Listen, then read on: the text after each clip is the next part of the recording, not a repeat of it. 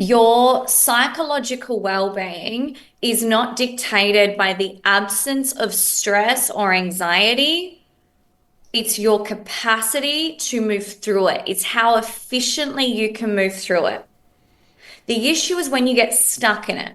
And so Mm, many people get stuck in it, but because they're not necessarily aware that they're experiencing it, or they get stuck in it because they resist it.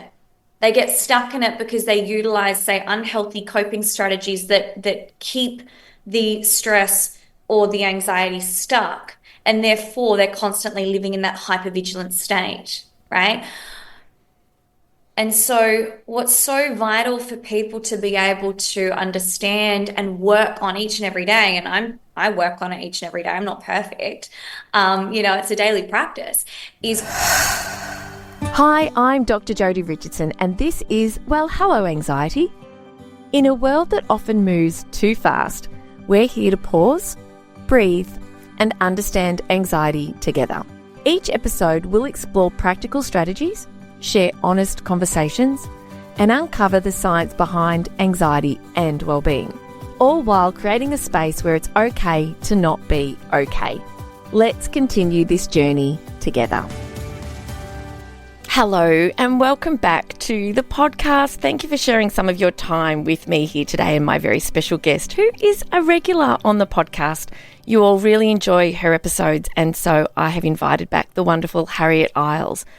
And what I can tell you is that I think this conversation in particular is going to really speak straight to the hearts of so many of you listening, because I know when I talk to a lot of people, they just want to get rid of their anxiety. They really just feel like, I just need this to go, and then I can live my life and I can do all the things that are on my heart, in my head, and the things that I really know will help make life feel more fulfilling and purposeful. And some of you also will talk to me about how it shows up at times that are really inconvenient, which is of course because anxiety shows up around the things that we care about. So I've invited Harriet back because I love her very gentle, very warm, very measured, and very experienced. Wise is the word I'm looking for. You're so young, Harriet, and yet so wise. And we're going to talk today about befriending anxiety rather than battling it, because it is the struggle with anxiety that can just drive it to be more of a problem for us. If you've been listening to the podcast for a while, you'll know Harriet joined us for Understanding Eating Disorders, which was episode 106, and episode 175, which was ever so popular, Taming a Worried Mind. Harriet is a psychologist. She is founder of Restorative Space Psychology in Sydney, but also works online. Her mission is to empower people to manage anxiety, worry, and overthinking with greater self-belief, more calm, and more courage. And I love her approach because it's collaborative.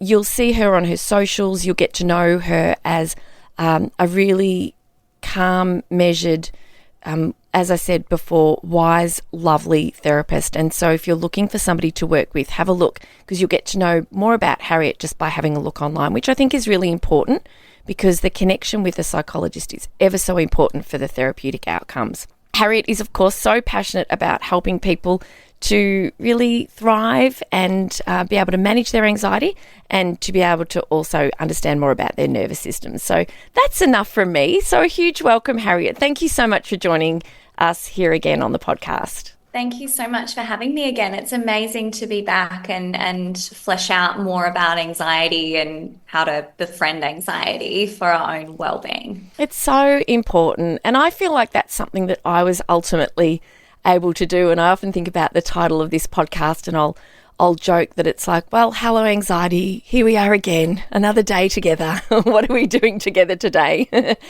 And I'm curious to know, how do you describe befriending anxiety? Because there might be some listeners who are thinking, are you kidding me? I can't stand this anxiety, and I don't want to be friends with this anxiety, and I'm not quite sort of following how this is going to be helpful for me. Totally, totally.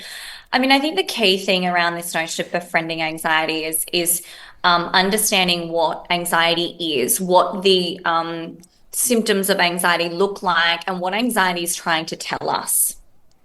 And so this notion of, I guess, befriending, and we'll flesh that out a little bit more, I think, in today's episode. But this notion of befriending is really about understanding what anxiety is, how it shows up in our body as well as in our mind, listening in, leaning in, and learning how to respond to it, almost like that sort of little child or whatever you want to, however you want to see it, but learning how to respond to it, and leaning in with that curiosity and that kindness and that compassion, and finding ways to move through anxiety, with that curiosity and that compassion, but seeing that anxiety like a messenger. It's trying to tell us something, like a signal, and responding to it. And I guess building as well our capacity and our confidence to respond to it, so we don't fear it as much. Because what I see a lot of is people getting anxious about their anxiety, which obviously leads to more anxiety in the body and the mind. So Yes. through befriending, we soften it and we build up our capacity to engage with it differently, so that we don't have all these emotions about the emotion. Yes, which can often lead to just a spiral and ultimately panic, can't it? I love the way that you describe that, because it feels so, I think about my anxiety, how it used to be and how overwhelming it would feel and how frightening that feeling would be, because I didn't understand it and I didn't like it. It can make us feel so uncomfortable and overwhelmed, and it can interfere with the way that we can think and process what's happening in the moment. And I knew that when I used to see my psychologist, he would say it's only anxiety, but not in a flippant, dismissive kind of don't worry about it kind of way. He was helping me to arrive ultimately at that place where my relationship with it would change. And that was transformative, which is why I love that we're talking about this today, because, it's so transformative when you can sit and you can say, this is what I'm feeling. You start to notice, you've got that curiosity like you talked about. You start to kind of think, well, what is this feeling that's coming? Where am I noticing it in my body? And in that moment, and as you develop those skills and that capacity and tolerate the discomfort that can come with it, and you eventually start to kind of not welcome it, but just know that it's just sometimes a part of your experience. It's something that you have to experience to kind of know the difference it makes. But it can be really hard, can't it, for people to kind of get from that point where anxiety feels like it's overtaking life and is just really like the stop sign at every turn, to being able to welcome it, be accepting of it, even though you might not like it. So how do you help people to kind of start to embrace even the idea of befriending their anxiety? I guess initially through that psychoeducation, so helping people to understand what anxiety is, or how it can be perceived. So I guess seeing anxiety as an emotion, and it's this sort of natural response to perceived threats in our environment, just say uncertainty, feeling out of control, a lack of information, possibility can bring about anxiety, right? And I guess it's the body's way of in a way signaling something important needs attention, or say preparation, right? I mean, we can contrast anxiety with fear being that almost like immediate sort of, well, it's in a response to this sort of immediate danger, whereas anxiety is a little bit more kind of future focused and often tied to the what ifs, the worst case, this sort of anticipation, this sort of future oriented future-oriented thoughts can be part of anxiety. So yeah, I guess it's firstly just helping people to understand what anxiety is and what it may be signaling, and the different symptoms we can experience. So like the physical sensations, muscle tension, restlessness, stomach discomfort, the cognitive aspects, the worrying, the overthinking, the impaired concentration, the emotional experience, that nervousness or unease, as well as things that you can do when you're anxious, like avoid things, seek reassurance, excessively prepare for things, or even like procrastinate. So I guess it's firstly getting people to build that sense of mindfulness, that self-awareness around their common symptoms of anxiety and what anxiety is actually about, that it's not a flaw or a defect. It's not trying to hurt us. It's trying to communicate something to us.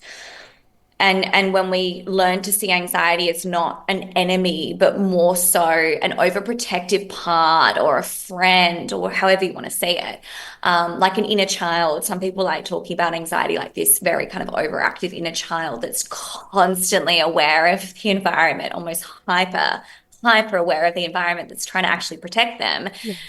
When you realize that's anxiety's intention, we can lean in with more curiosity, more compassion. So I think I've given you a long-winded answer there, but it's really giving people the education and knowledge around what anxiety is actually trying to do here It and how is. it's showing up. Yeah, and I appreciate you taking the time with the explanation, and it got me thinking. I was at the osteo this week because I've had a pain in my rhomboid, my shoulder blade, and I noticed a signal from my body. It was uncomfortable. It was a message to me that, okay, something needs attention.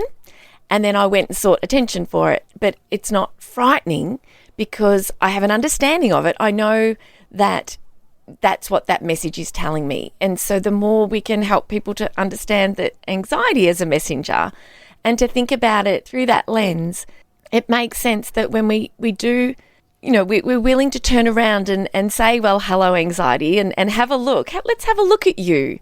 Let's actually have a look at you rather than all of the running away and trying to ignore it or stuff it down or busy ourselves or just having all of the experiences that anxiety is bringing for us but not really paying attention to it closely. It feels frightening sometimes to stop running, to turn around and literally have a little bit of a look at it and understand it a bit more. But it really is such a powerful kind of gateway, isn't it, for those of us that live with an anxiety disorder. Obviously, we of course know that anxiety is very normal and comes and goes with stressful situations and settles down afterwards. But yeah, that willingness, we need to sort of develop that willingness, don't we, to sort of stop and turn around and have a little bit of a look. And that takes a little bit of courage, and it takes some support too, doesn't it? Definitely, definitely. It takes courage, and it is great to have the support of friends, family, and professionals to give you that extra layer of support too. But yes, it is about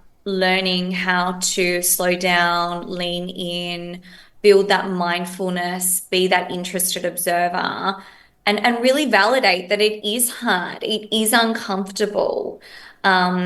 And I guess once we're actually able to validate, hold space, that's when we can start to really lean in with some more kindness to ourselves and go, okay, what is anxiety trying to tell me?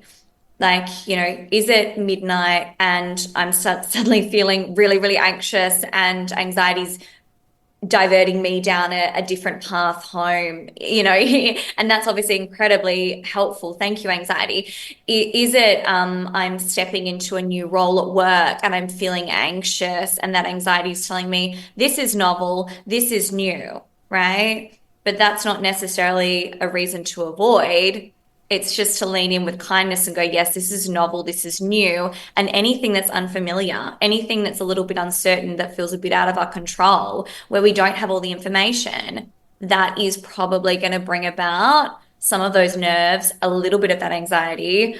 Because if we tie it back to survival, our survival needs, things that were uncertain when we felt out of control, when we didn't have the information, when things weren't predictable, it could potentially jeopardize our survival. Hence why those things in the modern day can bring about those emotions. And we have to learn how to tolerate uncertainty, let go of what we can't control, bring ourselves back into the moment, focus on what we can control. and accept we don't always have the information, all the information. That's okay. No, that's right. And that's where life can really open up, is where we don't know what's going to happen. And, gosh, if we knew every moment of every day, we knew exactly what to expect and what was going to happen, we wouldn't be too happy about that either, really. I mean, sometimes when you're anxious, you just want to say, am I going to get the job? Or, am I going to be successful? Or am I going to do this thing and do it with skill and confidence rather than embarrassing myself? We do want to know. But we also know, of course, that the only way we build skill and confidence is through doing. And gosh, I was reflecting, I'm approaching 200 episodes of the podcast, Harriet, and I've spoken before on the podcast about, when you're parenting an anxious child and the child doesn't have a willingness to kind of come on that journey of learning more about their anxiety or developing the mindfulness skills and the skills to help manage their anxiety in pursuit of a particular goal, because the goal is the parent's goal. It's not the child's goal. It's not important to the child. It's important to the parent. And so it's really helpful for us to talk now about when it comes to the willingness to turn around and look at the anxiety, be curious about it, understand more about it, learn and develop the skills to be able to be more mindful, calm the nervous system and settle, but also step forward to do something that is uncertain, bringing some anxiety with you. It really needs to be important enough for us to have the willingness to do that, doesn't it? And that comes down to values. Yes, you make such a good point there. And I was actually, before you said the word value, going to dive into talking about value. Good. When you mentioned that, I was like, oh, she's reading my mind. But yes, I think when it comes to managing anxiety, let's just say we want to do something that is a little bit outside our comfort zone. But there is that part of us that wants to do it, helping someone to really reconnect to why they want to do it, to their purpose, to their values. So their values being like their moral compass that guides their actions, their values being the things that really matter to them. So helping someone to understand that, yes, you might feel a little bit of anxiety, but that this action aligns with your values, your purpose, your meaning, your intention. And that's more important. And then equipping them also with that psychoeducation around what anxiety is, as well as tools in that moment and ongoing to manage their anxiety and support their nervous system, the regulation of, say, their nervous system. So I'd be looking at tools around, say, like breath work, grounding, engaging an individual with their senses, so soothing through the senses, such as through like music, objects to help to ground them. So equipping them with tools to help them to manage those physical symptoms of anxiety. We might also look at things for their mind, so tools to manage the worry, tools to manage the what ifs, the worst case scenarios, the warning signs. They're another word for worry. So looking at some kind of rescripting or reframing or compassionate self-talk, as well as educating them around just what lifestyle practices will help to support their general kind of physiology on a day-to-day, which can support them to more efficiently kind of move through their anxiety. So we might also look at time in nature, exercise, nutritious, regular food intake and things like that as well, and sleep. So that's a very, very broad kind of Yes. response. There's lots and lots of different things, and I think we could unpack each one of those in a whole episode. But I guess when it comes to supporting someone to take those steps and to stretch their comfort zone, we're looking at, yes, values, meaning, intention, purpose, the rationale for why they're doing what they're doing. And we're looking at short and longer term strategies to support their anxiety, as well as just their nervous system. The fact that you've talked about the short and longer term strategies, it's so important, because we look for the tools, we look for what can help in the moment, and there are many, and we can talk about those. But we cannot overlook the importance of the lifestyle choices that we make, and they are choices. For the most part. I mean, if you're a new mum listening and you're not getting good sleep, hey, I hear that is not a choice. That is a responsibility at the moment to be waking regularly for your little one. And of course, life can get in the way. Please know I understand that. But on the whole, when it comes to managing our anxiety and really maximising our physical and mental health and living a lifestyle that supports us to be better placed for emotional regulation, for clear thinking, and be able to not only manage our anxiety, but live the best life we can to support ourselves in terms of our longevity and health span. Mm-hmm. We can't overlook it. And I know, with me, it's always been exercise. And I never knew, Harriet, because I didn't have a diagnosis until I was in my mid-20s, and I lived with an anxiety disorder for so long. It just so happened that I played a really high level of netball. I was constantly moving. I loved exercise in the gym. And so I can see now that there was a lot that supported me, even though I didn't know that that was what I was doing for my mental health back then. And I have to really fiercely protect my sleep. I stopped drinking about 18 months ago. Wasn't a huge drinker, but I'd love a G&T on a Friday night or a glass of wine or two at dinner with friends and the like, and it affected my sleep. So I made a decision to let that go as part of my lifestyle. And the cumulative effect of these decisions is really powerful. I wonder, out of the things that you mentioned in terms of exercise and sleep and time in nature and nutrition, would you be happy to choose one of those to dive into a little bit deeper and share a little bit more about kind of why it's important for these kind of longer term strategies to be really thought through and acted upon? Yes, I will. I think, I mean, I'll talk about sort of three pillars to my own well-being that I like to integrate into my routine. And so in a way, I'm actually probably unpacking a couple of them there. But Yes. I will focus on this and invite people to start to think about ways to potentially integrate some of this into their routine. I think routine, just on another side note, routine can be incredibly helpful for managing our day-to-day stress and anxiety because routine provides that element of predictability, that consistency and stability. And in a world where so much is out of our control, where we don't have a lot of information, where things are uncertain, where we're navigating different work pressures on a day-to-day, if we can create an element of consistency in terms of, what we do in the mornings and say what we do in the evenings, that can help us to tolerate the day-to-day, midday challenges that will obviously occur in our world and help us to more effectively move through stress and emotion.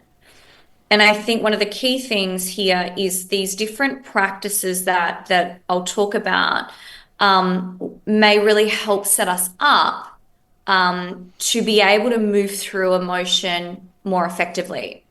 Now, people say to me, "Oh, I just want to not feel things. I don't want to be anxious. I don't want to be that, and whatnot." And I say to them, your psychological well-being is not dictated by the absence of stress or anxiety. It's how efficiently you can move through it. Can you flexibly, is your nervous system flexible? Can you go, oh, that's anxiety. Okay, ground. Yep, cool, deep breathe. Let's move through, I'm right? going to stop you there because I want you to repeat that. That is so important. That's probably the key. That's probably the magic that everyone needs to know in the world. Your psychological well-being is not dictated by the absence of stress or anxiety. It's your capacity to move through it. It's how efficiently you can move through it. The issue is when you get stuck in it. And so Mm. many people get stuck in it, but because they're not necessarily aware that they're experiencing it, or they get stuck in it because they resist it. They get stuck in it because they utilize, say, unhealthy coping strategies that keep the stress or the anxiety stuck. And therefore, they're constantly living in that hypervigilant state, right? And so what's so vital for people to be able to understand and work on each and every day, and I work on it each and every day, I'm not perfect. It's a daily practice, is constantly being attuned to oneself to start to notice those first signs and go, okay, what do I need right now? How can I move through this anxiety? How can I move through this stress more efficiently to come back into our calm state? And we go in and out of stress responses and emotions all day, every day. So, in terms of the three pillars for my own well-being, and this is definitely something that other people can, if it works for them, can also take on, is movement. So, mindful movement, nature, and social connection. And I recognize I don't have lots of other responsibilities in the morning other than myself, but those are the three pillars to my well-being and in my routine. So movement could be a fitness class, it could be a walk, it could be a run. Social connection is usually with my community down by the beach. Nature obviously is outside, park. I live in Sydney, so I've got Bondi Beach next door. I'm very, very fortunate. I've got the harbour and things like that. So being able to just be outside, get that vitamin D, get that sunlight, potentially see a sunrise, to do that, to be surrounded by people that I feel safe around, plus moving my body, that is so grounding. And so, of course, not every day could look like this beautiful sunrise, running with 10 of your closest friends and being out in nature in that way. But I guess it's saying to myself, how can I get a little bit of each one of those before I see my first client, before I do my podcast, before I go into a meeting?